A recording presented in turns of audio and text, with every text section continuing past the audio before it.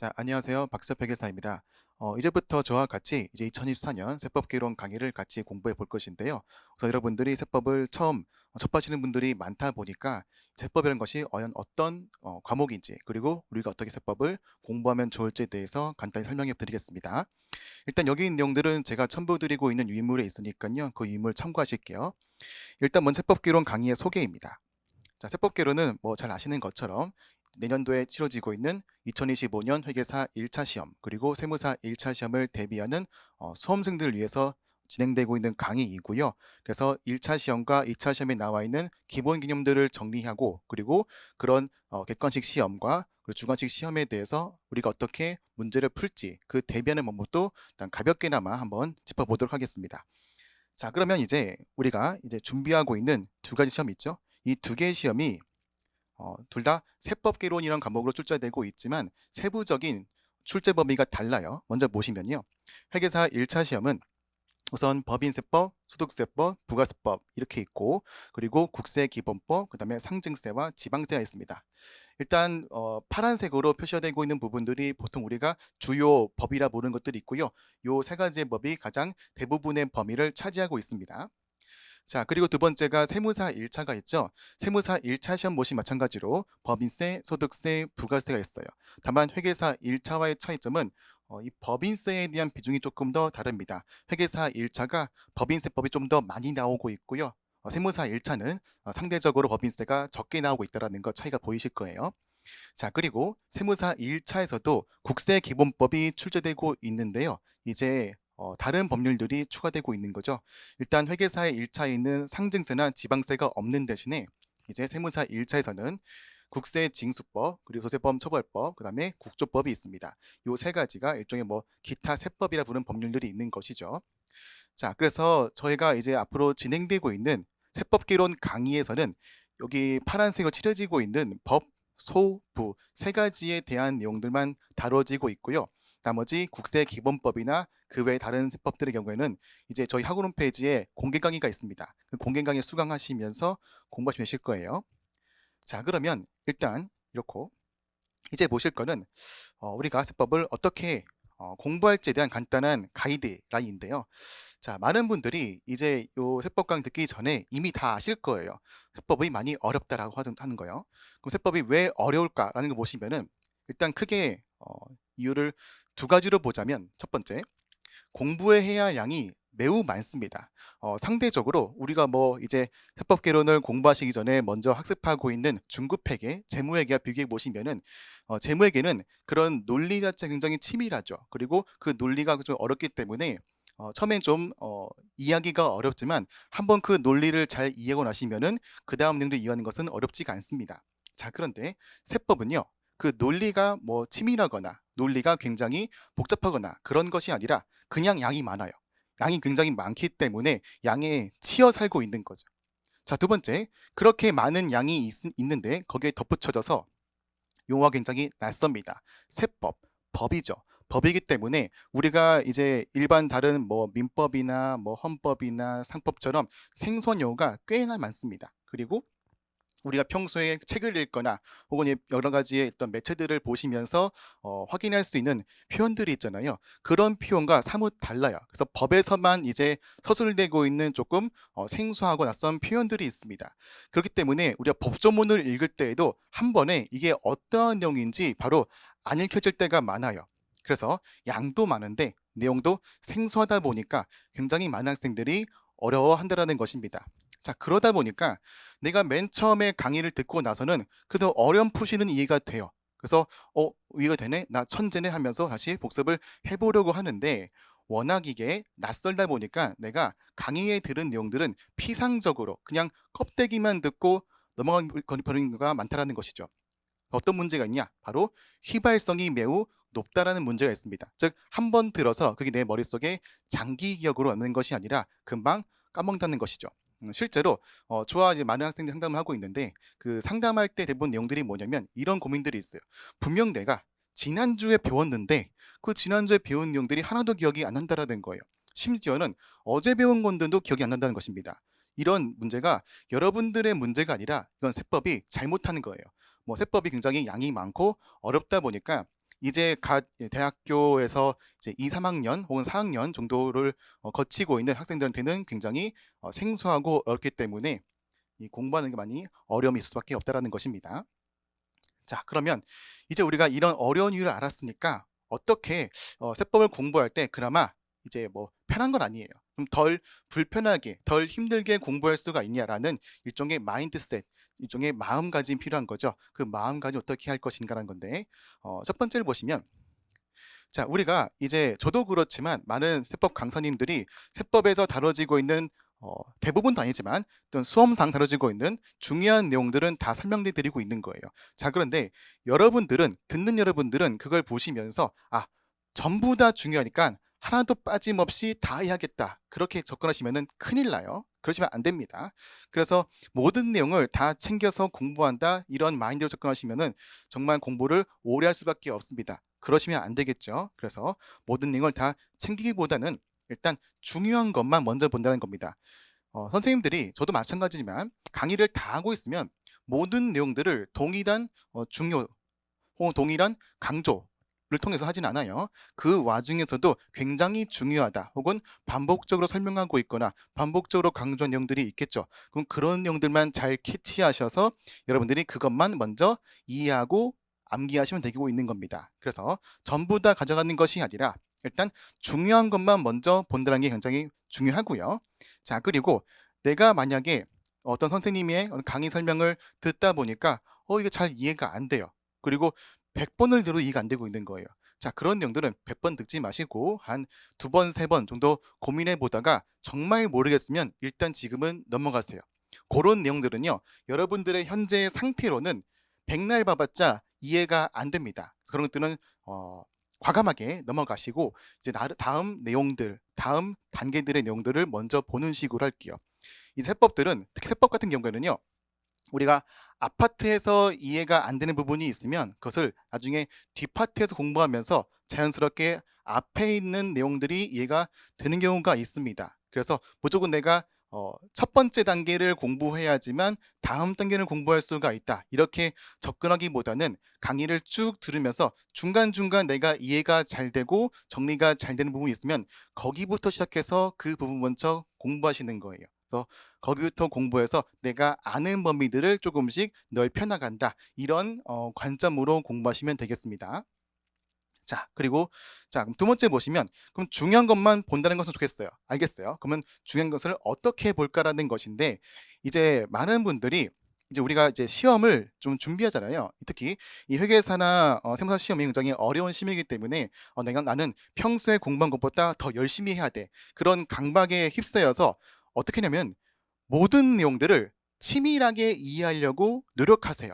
뭐 그런 마음은 알겠어요. 뭐 좋은 마음가짐인데 근데 문제는 뭐냐면 여러분들이 평소에 그렇게 공부를 안 하면서 평소에 그렇게 안 하면서 왜 회계사 시험이나 세무사 시험에 올 때만 그렇게 하고 있냐는 것입니다.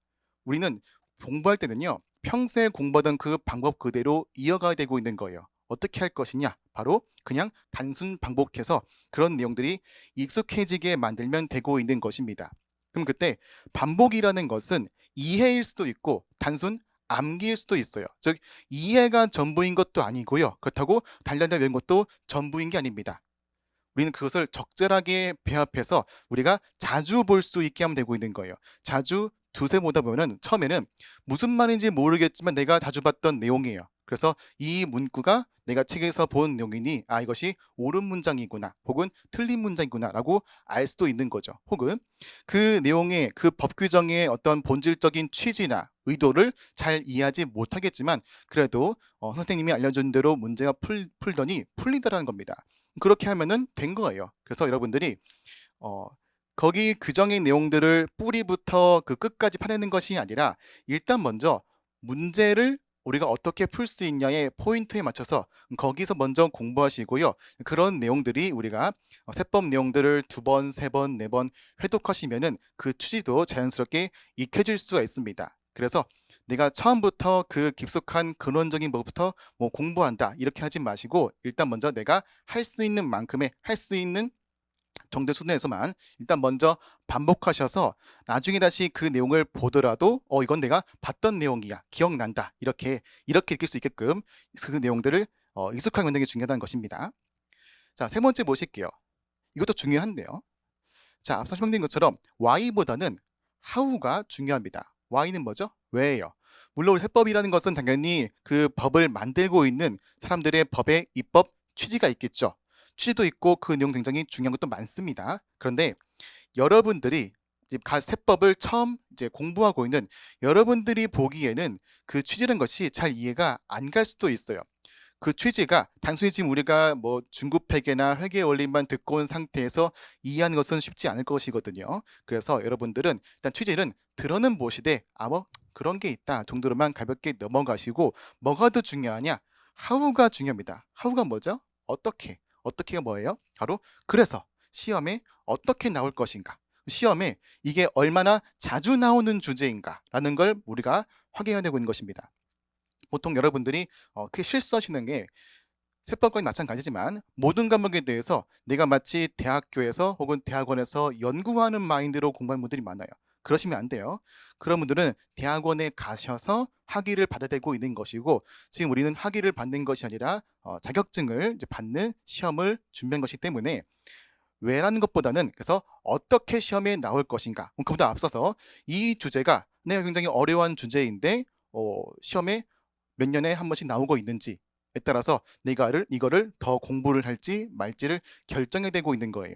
즉 우리는 100점 맞는 것이 중요한 시험이 아닙니다. 100점이 아니라 합격을 할 수가 있는 일정 정도의 범위만을 만드시면 되고 있는 거예요. 그래서 여러분들은 세법에 있는 모든 내용들을 다 준비하지 마시고 어느 정도 내가 챙길 수 있을 것만 챙겨가세요. 그리고 챙겨가는 방법도 뭐 완벽히 이해한다, 달달달 암기한다 이런 게 아니라 그냥 내가 이거를 5번, 6번 보면서 반복적으로 보시면서 이 눈에 익숙하게 되게끔 만드는 것이 중요한 것이고요. 그래서 그렇게 공부하는 과정에서 내가 이거를 챙겨갈지 말지를 보고 있는 거는 이게 과연 시험에 나올 것인가 라는 거, 이거 먼저 한번 고민해 보시고, 그리고 그러면 이 시험에 나왔을 때 우리가 어떻게 풀어야 되고 있는 것인가, 그런 방법론전에 대해서도 한번 공부해 보는 게 중요하다는 것입니다. 그래서 우리가 이제 이 세법 강의를 공부하고 있는 것들은요, 마치 우리가 어떤 연구 주제를 연구해서 논문 쓰는 것이 아니라 일종의 운동 동작을 연습하고 있는 거예요. 예를 들어 우리가 뭐 축구를 하고 있다, 그러면 공을 찰 때 어떻게 찰 것인가 라는 그런 테크닉적인 부분 혹은 운동적인 부분을 보시면서, 우리가 만약에 시험장에서 문제를 봤어요. 그러면 이제 뭐 고민하면서 이렇게 풀어야지 저렇게 풀어야지 하는 것이 아니라 이제 거의 반사신경을 이용하고 있는 거죠. 보자마자 몸이 반응해서 문제를 풀 수 있게끔 그렇게 세팅하는 것이 굉장히 중요하다는 것입니다. 그런 점을 잘 주의하시면서 이제 앞으로 강의를 잘 들어보실게요. 자, 그럼 이제는 그 다음 페이지를 보시면은 공부 방법이 있습니다. 자, 우리가 세법을 어떻게 공부할 것인가라는 건데요. 첫 번째는 당연히 예습이 있죠. 자, 우리가 이제 귀가 닳도록 듣고 있는 것이 있죠. 예습도 잘해야 되고 강의도 잘 들어야 되고 있고 복습도 잘해야 되고 있다. 근데 세법이란 것은, 이 과목은 세법을 아예 모르고 있는 배경 지식이 없는 여러분들이 보기에는요, 무슨 말인지 모르실 거예요. 그래서 저는 세법 개론 강의만큼은 예습을 추천하지 않습니다. 예습하지 마시고요. 그 시간에 강의를 빨리 듣고 그다음에 복습하시는 걸 하실게요. 그럼 이제 두 번째가 복습이죠. 복습이 굉장히 중요합니다. 그래서 보시면 첫 번째, 우리가 강의를 듣고 나시면은 이제 이론 노트에 대한 내용들을 다시 한번 더 읽어도 되겠죠. 그 이론 노트를 보실 때는 정독이 중요하지가 않아요. 물론 정독 읽으면 좋겠죠. 근데 우리는 항상 뭘 봐야 되느냐? 효율성이 중요합니다. 그래서 제한적인 시간 내에 내가 얼마나 그 공부에 대한 효과를 뽑아낼 수가 있는지, 그게 중요한 것이죠. 그래서 정독이라는 것은 일단 한 번 정도는 뭐 읽으시되 그 읽을 때도 이제 한 문장 한 문장을 고민해 가면서 보는 것이 아니라 일단 내가 이것이 이런 내용이 있다는 정도로만 확인해 보고 넘어가시고요. 그렇게 읽은 내용 중에서 저희 노트를 보시면은 이제 강조가 되고 있거나 뭐 파란색 글씨로 강조된 부분이 있거나 혹은 그와 관련되고 있는 요약이나 사례가 있습니다. 그럼 그런 내용들을 위주로 한번 다시 읽어보시는 거예요. 그런 내용들은 선생님이 강의하고 있는 내용들을 다시 떠올리시면서 이렇게 설명했었어. 혹은 이런 거는 이렇게 풀라 그랬었는 것을 한 번 더 상기하시면서 하는 게 굉장히 중요한 부분이겠어요. 자, 그리고 두 번째를 보시면요.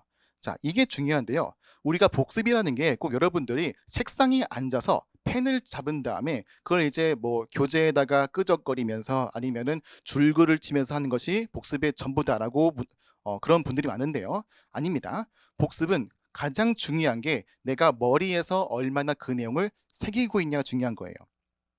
자, 우리가 머리에 새기고 있는 건요, 굳이 책상이나 책이나 펜이 필요하지가 않아요.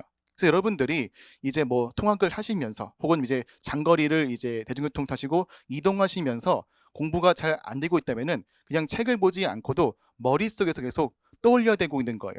오늘 배웠던 내용 혹은 어제 배웠던 내용들의 중요한 개념이 있으면 그 개념을 내가 스스로 나한테 얼마나 잘 설명하고 있는지 그거를 한번 해봐야 되고 있는 겁니다.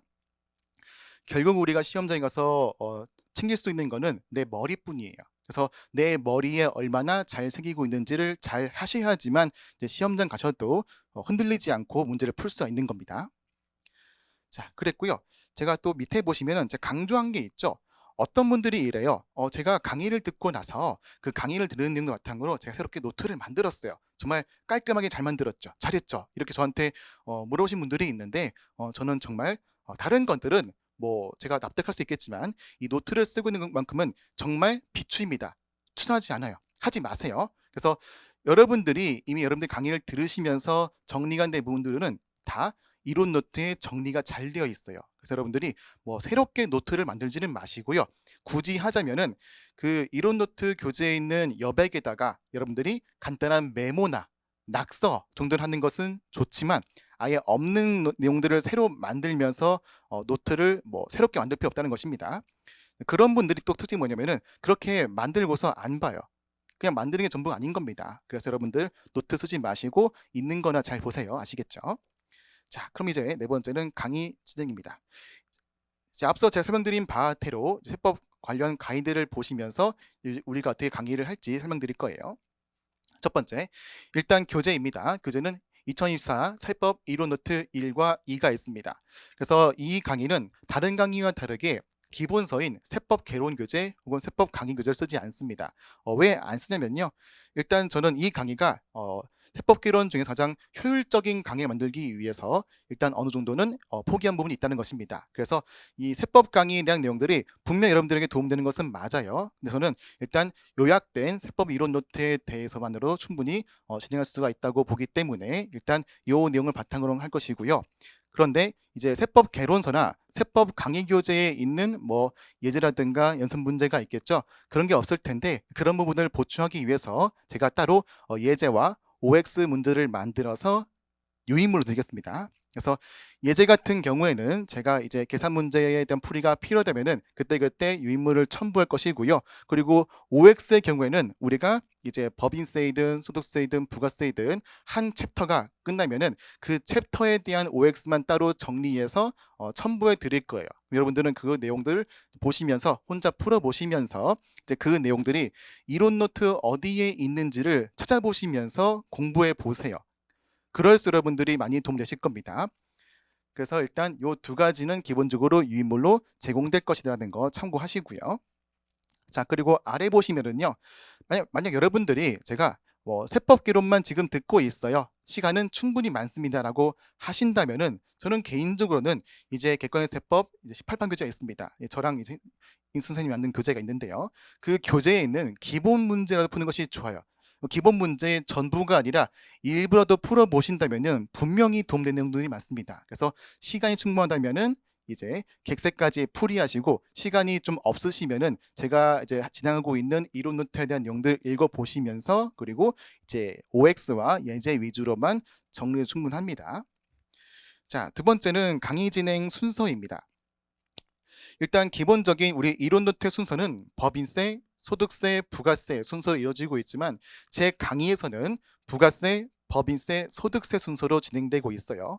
자, 그러면 왜 부가세부터 하냐는 건데요. 이 부가세가 다른 법인세나 소득세에 비해서 굉장히 쉽습니다. 그나마 적당한 논리가 필요하고 그리고 암기도 그렇게 많지가 않아요. 그래서 여러분들이 처음엔 일단 쉬운 것부터 하기 위해서 부가가치세 먼저 진행할 것이고요. 그 다음 두 번째가 법인세가 있습니다. 이제 많은 분들이 법인세를 좀 어려워하시는데 이 법인세 같은 경우에는 논리도 많이 필요하고 양도 굉장히 많습니다. 그래도 여러분들이 이제 시험의 1차 시험과 더불어 2차 시험까지 잘 준비하시려면 법인세는 어느 정도 만들어 놓으셔야 돼요. 그래서 법인세를 두 번째로 할 것이고요. 그다음 마지막이 소득세입니다. 소득세의 경우에는 일단 대부분이 암기사항이에요. 여러분들이 이제 마지막에는 이제 주요 암기사항이 정리할 것이고요. 그리고 소득세에서도 이제 법인세에서의 학습한 내용들이 필요한 경우가 많기 때문에 항상 소득세보다 법인세가 먼저 설명되어야 되고 있는 거예요. 그래서 소득세를 가장 마지막에 강의할 예정입니다. 자, 그리고 강의 방법 보시면요. 일단 강의는 지금 보시고 있는 것처럼 제가 이제 이론 노트에 대한 내용들을 태블릿에 띄어서요. 이 띄운 화면을 가지고 설명할 것입니다. 그리고 필요하다면은 별도의 유인물로 설명드릴 것이고요. 그리고 이제 설명드렸듯이 앞서서 어, 우리가 배웠던 내용들에 대해서 챕터별 OX 문제와 그리고 예제 같은 경우에도 별도로 유인물로 제공될 예정입니다. 자, 그럼 여러분들이 이제 공부하시면서 잘 모르는 부분이 있으면요. 저한테 물어봐야겠죠. 저는 지금 스튜디오 강의를 하고 있기 때문에 직접 만나서 물어볼 수는 없을 것이고 그래서 저희 학원 홈페이지에 있는 제 게시판이 있습니다. 게시판에다 글을 쓰시면요. 제가 최대한 빨리 답변해 드릴게요. 혹은 저를 직접 만나서 좀 상담이 필요하다라고 하는 분들이 계시면요. 그 게시판에다가 뭐 상담하고 싶습니다라고 글을 남겨주세요. 남겨주시면은 제가 보시면서 이제 일정 잡아서 만나보도록 하겠습니다. 자, 그렇습니다. 일단 여기까지가 기본적인 오리엔테이션에 대한 내용이었습니다. 그래서 다음 강의부터는 본격적으로 수업 진행하겠습니다.